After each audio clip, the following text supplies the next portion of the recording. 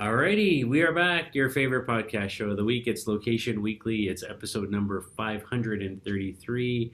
It's Tuesday, September the 7th. To our North American friends and colleagues, we hope you had a good Labor Day long weekend.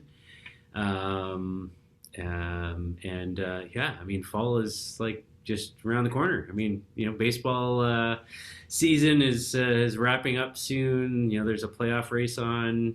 It's that time of year. So, how are you, Brianna? I'm good. Definitely like a special shout out to all those people who have dealt with lots of flooding and the aftermath from, was it Ida that came through? Hopefully, everybody is doing okay. We definitely got hit pretty hard here in the Northeast. So, lots of flooding, and, I think everybody's still trying to deal with all of that. But besides, water, and just things getting damaged, like everybody's happy and healthy in our house. So I'm grateful for that because I know there was a lot of loss that happened over since we recorded last. So, but besides that, yes, I'm good. My kids are starting school this week and I am super excited for that. I'm just ready to have like a little bit more of an actual schedule. And I think for the first time since I started with Samsung, I may actually be going into the office this week. Wow. So yeah, I know it was pretty crazy. So we'll see, but some good things to look forward to this week. So yeah. Nice. Nice. Yeah, I have one kid who just dropped off at university for first year on the weekend, and so dealing with all the emotions of that in a quieter house. And another one that goes back to high school in a couple of days here on Thursday. So yeah, it's that time of year for sure. Absolutely. Milestones, right? Milestones. Yeah. Anyhow, we've got a good show for you. Four stories that we want to cover off this week, and I'll let Aubriana start us off. Yeah, I feel like you gave me this story just because I recently celebrated a birthday. So if anybody wants to test this out, go for it. But Facebook has launched a new birthday gifting feature. And basically, they are allowing users to gift via Facebook Pay. So, Messenger users in the US can send and receive cash gifts directly through the chat platform. They've been, working on connecting the messaging with various apps for a while. Last year, Instagram and Messenger users were able to have like these video calls on either app without having to install both. And they're also looking at plans to integrate WhatsApp perhaps into the integration. It's interesting to me because I feel like Facebook is constantly, obviously they are constantly innovating because that's what they have to do to be relative and relevant, and that makes sense. But I remember at a point in time where it was like, okay, first they decided to kind of decouple Facebook and Messenger, make them separate apps. And now it's almost like they're putting them back together. It's like consolidation, separation. They can't really make up their mind. My guess is they're likely testing theories to drive more time spent in app and viewership. Obviously, that drives more revenue from an advertising perspective. They also are looking at integrating a SaaS company called Customer with a K.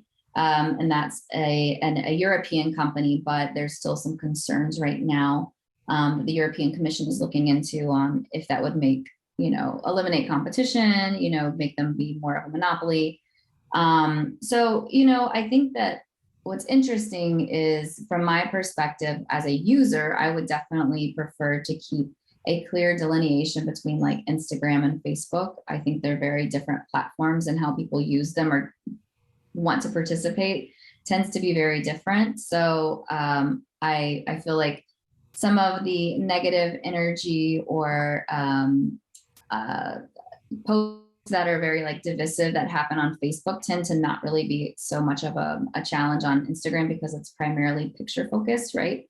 So I think that there is some level of like what people want from a consumer perspective and maybe why they would stay away if they decided to couple things together. But, for the birthday gifting, I think that that's a nice option. What made me think about though, is that as more and more companies get into the pay aspect, right? You've got like the Amazon Pay credit card that you can apply for. Now you've got the Facebook Pay. And with all the money that is moving through these giant corporations, obviously there is a huge benefit to them.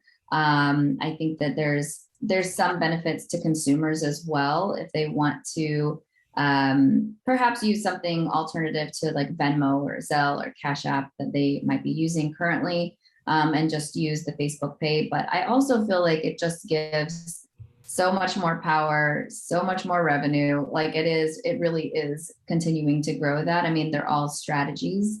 But from a feature perspective, obviously being able to seamlessly give people birthday gifts of cash is a nice plus. Feel free to send some over. What do you think?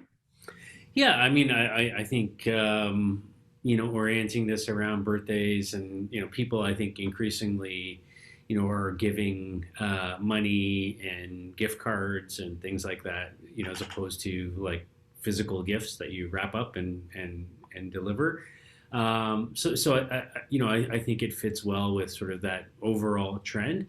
For me though, like I wish there was more to this than just the money aspect of it. I wish there was, like we talked, I don't know, maybe a month ago or so on the show about Hallmark doing some, sort of interesting things around letting people create their own custom messaging digitally, and then handling the postage of sending that custom messaged card out and so on. Like, to me, like, it'd be nice if we're going after birthdays, like let's tie in Hallmark into this, or let's tie in something else into this other than just the money part of it.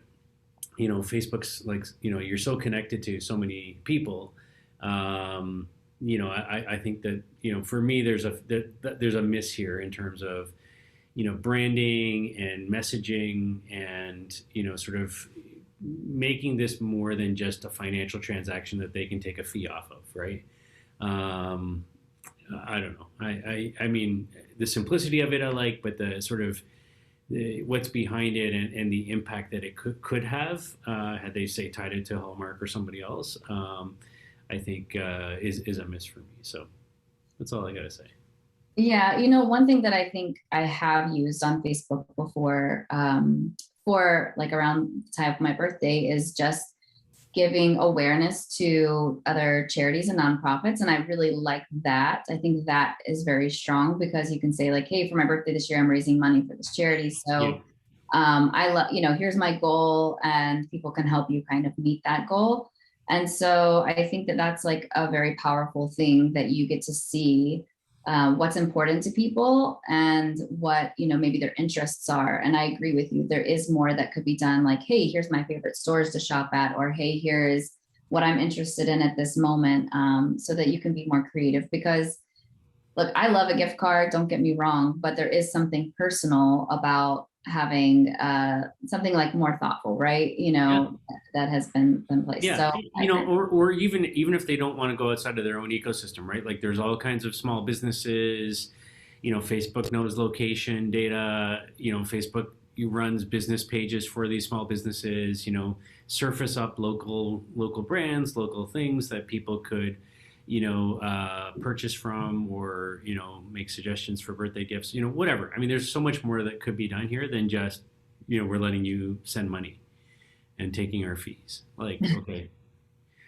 for sure. Yeah. Anyways, I'll leave it at that. Okay. Our second story, going over to India now. There's a company over there called Nerio. And this is an interesting sort of an all-encompassing digital location platform, I'll call it.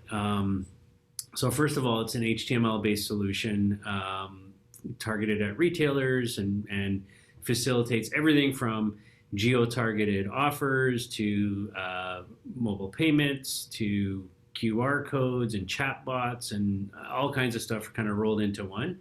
And it's interesting because they look at it and they say, okay, well, if you're a small business, if you're a small retailer in particular, how can you build connections to, local consumers around you? And while there's not a lot of uniqueness to the individual components of these types of technologies, they've been around for a while. I think what's really interesting about what they've done here is they've kind of blended it all into one suite of tools, if you will. Um, so they talk about enabling retailers to provide automated interaction to consumers with a location using chatbots.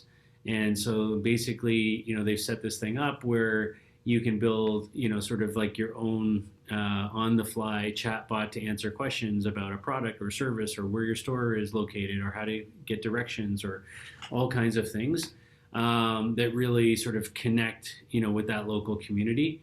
And it's really about sort of everything near you, right? As in the name near EO or near you. And finding those people nearby and kind of facilitating what they're calling geospatial queries. So I like this idea of it's not just offers and deals and things like that we've seen in the past. It's also about helping answer questions, helping find things locally, and facilitating the payments and the other pieces of it, sort of all rolled together. It kind of makes sense to me, right? And so, like I said, it's a full suite of tools. It does, loyalty programs and all of it sort of all in one. And the fact that it's sort of an HTML based platform as well, I think is interesting. So, what are your thoughts? Well, I do love a good chatbot. I think there's a lot of bad ones that are like out there, or just chat feature in general. But I think that, for example, like Amazon really excels at that, where you can just connect with an agent and get help with an order and figure out things like very quickly. They tend to be like pretty really like really good at that. And then there's other times where I've had experiences like dealing with Wi-Fi issues, and it's like a 30-minute process for something you feel like, oh, I could have had a phone call and maybe address this in 10 minutes, or So I think that I love the idea of the seamlessness, or if it's functioning good, to have that as like a convenience factor for sure, because sometimes it's just not like good to be able to talk on the phone. Maybe I am on a phone call, but I can actually just like text on the side or something. So I think that that's really thoughtful, and I like that. And I love the fact that they're bringing in the location-based aspect of it from a tool perspective, and thinking about like how can you connect consumers with other things that are happening in that area. And it kind of is like a concierge service, if you will, right? And I love that because a lot of times you're like, okay, what do we want to do? Or, maybe I need some help with this. And I remember a while ago, I mean, it had to be maybe 7 years back or so, I had an Infiniti, and with the car came this like concierge service. So you could actually just call this number on your Bluetooth on your car to get help with anything you wanted. And I literally used it 0 times, but I always thought about that as like, wow, that's a really nice feature. And so I love the idea of integrating something like this, right, with perhaps mobility, or, navigation or something else where you have other options. So I think that there's like even further that this could go, but from, a foundational aspect, I like where they're going with this. Yeah, very cool. All right. I like this story. I think this is like right in my wheelhouse, obviously, with my current role at Samsung. But, this is 2 companies that are partnering together to link digital out of home and OTT audiences. To me, this is not really new in essence, like connecting digital and more static, or something that is not moving out of the home digital advertising. But Talon and MadHive are partnering, so they're attempting to connect these digital audiences across 2 of really the fastest growing advertising channels in the U.S. MadHive is joining Hivestack, but MadHive is going in under Talon, the name Talon. And so they're trying to enhance their service solutions here. So digital out of home adoption is just growing crazy fast. With the U.S. ad spending, Statista is estimating it's going to reach 3.84 billion by the end of 2023. So those are some big numbers. Everybody wants a piece of that pie. And then programmatic digital out of home for the US doubled last year. It's projected to reach about 530 million, by 2022. That's eMarketer stats there. So obviously pairing these and creating audiences that see the same advertising or renditions of the same advertising campaign throughout sort of the sales cycle, I think is really it can be really powerful. And obviously, these companies believe that combining these channels is going to drive consumers kind of down that purchase funnel. So their thought is like, first we can expose consumers to out of home signage, and then following up with something across OTT, where that brand awareness and recognition is going to lead to something like a website visit, sign up for a service, get a quote, subscribe, locate a realtor, a retailer, or any of those things. So I think that it's true. Whether one comes first and the other comes second is, I think a question in my mind. But really, they're just trying to deliver those outcome-based campaigns. I do think that right now we're just scratching the surface when it comes to OTT, where a lot of campaigns are really focused on brand awareness and less on lower funnel opportunities, just because attribution is complicated when it comes to the television ecosystem, right? Most people are not taking action right there and then within the television. They might go somewhere on their device, they might go in person, they might go on their mobile device or their laptop, or they might go visit a retailer in person. But you're not necessarily being able to track that through the OTT. So by combining technologies, I think that you have obviously, a stronger offering. So this mindset and this partnership makes a lot of sense to me, having a more holistic view of customer journey, having those touch points across various audiences, and simplifying that workflow, or the brand workflow, if you will, from the top of the funnel to the bottom, I think is really, really needed right now. So I think this is a strong announcement. Yeah, I think it's a really strong announcement. I think the blending of digital out of home and OTT I think makes a ton of sense. We know what the growth in OTT in particular has been, especially over the pandemic, with people at home and subscriptions way up on these types of services.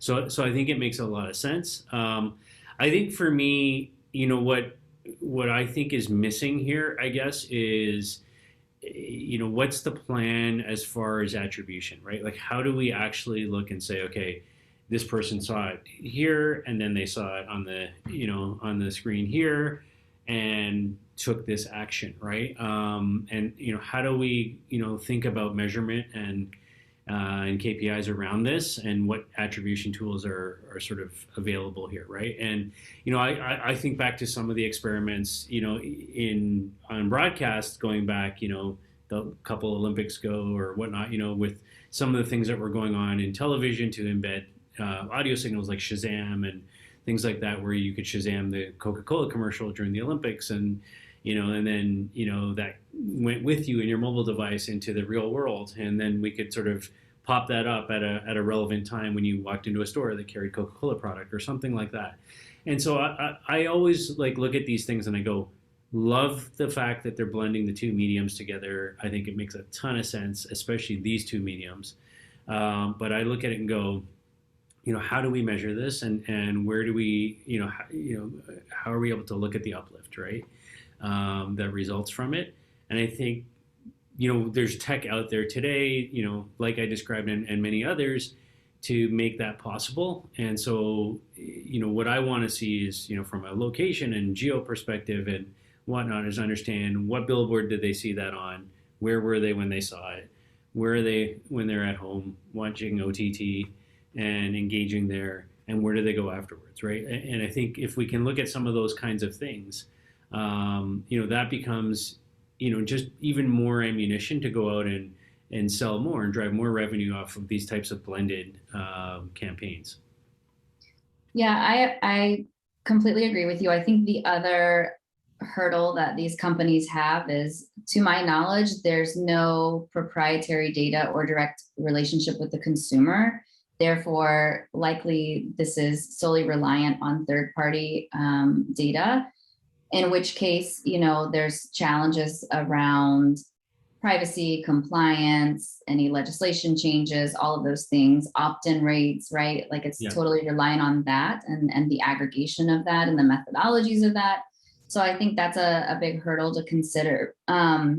I think attribution is more important now than ever, but I also think it's harder now more than ever because of the shift in technology and the changing landscape that we have with cookie deprecation, with IDFA changes and opt-ins being relatively low, and having that one-to-one attribution is going to be really difficult.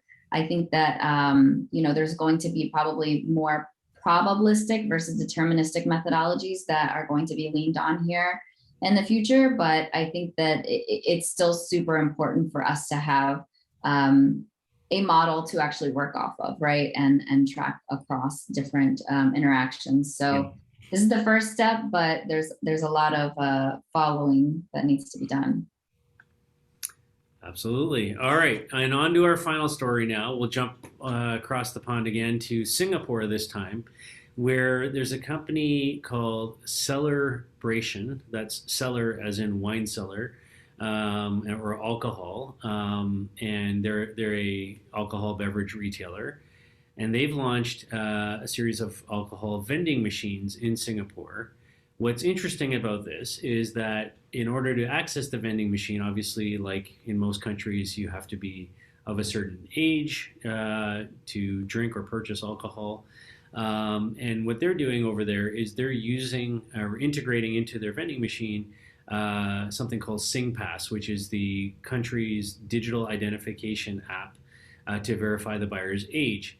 And the reason I wanted to highlight this story is, right now, at least here in Canada, and I know most of the states as well, when it comes to COVID and vaccine status and vaccine certificates and credentials, many states have gone to. I know New York has a vaccine passport, digital vaccine passport. California does.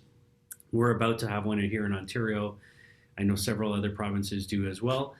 And so, as states, provinces, countries are moving to these types of digital IDs, in a sense, or digital credentials, in a sense, I think, there's a notion here. I mean, Singapore's been at this for a long time. They've had this out for, a number of years. But I think there's this idea that what more can we do with these things going forward? And how do businesses start to think about this not being a burden on them to have to check if this person's vaccinated or what their age is, and having some digital passport or ID around that, but how can they actually use that to streamline purchasing and and consumer interaction, to speed and create better customer experiences. And so when I look at this example in Singapore, I applaud this because I look and go, okay, they're taking technology that's already there, that's already been issued by the government, that every citizen has on their phone, and they're saying, look, age verification is a requirement to purchase alcohol. We've got these vending machines. Rather than trying to create something on our own, we're going to use the tech that's already there and create that kind of a seamless experience. So you basically, just take your SingPass app, verifies your age. And then the robotic arm comes out and dispenses the glass bottles, with your product, and away you go. And it's super seamless. It's super easy. And I think that I look at that and go, so many other businesses could be leveraging the tech that's been built and that's out there, right? I don't know if you have, now that you're in New York, if you've used that vaccine passport that's out there yet, to enter any buildings, but certainly here, the conversation right now is that here in Ontario, we're October 22nd is the date that the digital vaccine passport comes into effect here in the province, for restaurants and all sorts of other businesses that are going to have to have that. And I know Quebec's already got one, BC, and so on. Theirs rolls out today. So I think there's just this, for me, it's like, okay, we're all jumping on these things right now because of COVID, but what can we do with them? How can we start thinking ahead about the opportunities that once these things are in place to actually have it be something positive and have it be something that makes the customer experience better. So I mostly agree with you. I sort of have a love-hate relationship with this, and this is the reason why. It totally goes back to privacy, right? Yep. I think that I love the convenience factor. I think that having something be digital and just very easy to interact with is great. Over the summer, I spent several months in Pennsylvania, and many years ago, my husband and I lived in Pennsylvania before we moved to Atlanta. And back then, you could only buy alcohol in a specific like wine and liquor store. Everything, there was nothing available like in the supermarkets or anywhere else. And so, I mean, there's several states and countries that have that, but as a Commonwealth, that's how Pennsylvania was. Well, now being back, they have made some changes to where they actually do sell beer and wine in the supermarket, but you have to pay for it at a different register. They sell it at some convenience stores. But every time you make a purchase, some places have like a limit. You can only buy like one case of beer or one bottle of wine. And so you have to like get in line every time. Let's say you're hosting a party and you need to buy, sufficient amount for people, like you have to get in line and do that several times. And they scan your ID every single time. And so for me, it was like, I felt very, oh my gosh, like now they know how much alcohol I consume. Now they really know how much wine I've been like drinking to get me through this move. But so it's almost like, how much information do people really need to know about all of what I do? And the same thing with the vaccine passport, like how much information do people need to know about where all I go? And so it's almost like, remember when we talked about probably years ago, but in China, how just all of that authority and like the tracking and, getting fined for jaywalking and just the craziness and basically like your personal social clout score is almost what I feel like this data capturing has the ability to do. So my from a consumer perspective, I love the convenience, but from a privacy perspective, I am definitely concerned about all of this data getting into the wrong hands and being used for not good reasons. So yeah, and I think that risk is always there, right, with any of these types of solutions. But I think at the end of the day, the reality is that COVID's not going away. These things aren't going away. Like these types of technologies and IDs are going to be required going forward. Every country is putting some sort of digital ID into place. I mean, I know here, broader than just COVID, I know our province here in Ontario has already been working on a more encompassing digital ID that houses your driver's license and your passport and your everything all in one. Protecting that data is going to be paramount, obviously, and privacy is a huge issue, right? But I think that the convenience side of it, and I think the sort of interoperability side of things between countries is going to be interesting, right, as we move forward. So I think it's going to be hard to avoid. And so, from that perspective, I look and go, why not embrace it and figure out how we can use this to make people's lives, and experiences a little bit better. Well, we just need Canatrace to like run with it, since we know that you are. We're working on it. Shh, don't tell anybody. Okay.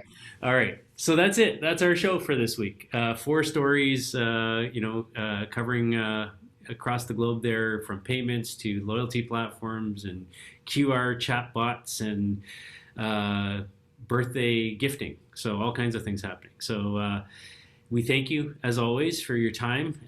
You've been listening and watching episode number 533 of Location Weekly. Please reach out if you have story ideas or feedback, or you just want to chat. I mean, we're always open to that, right, Ariane? Sure. Yeah. But we'll be back next week with another show. Have a great week, everybody, and we'll see you soon. Bye. Bye.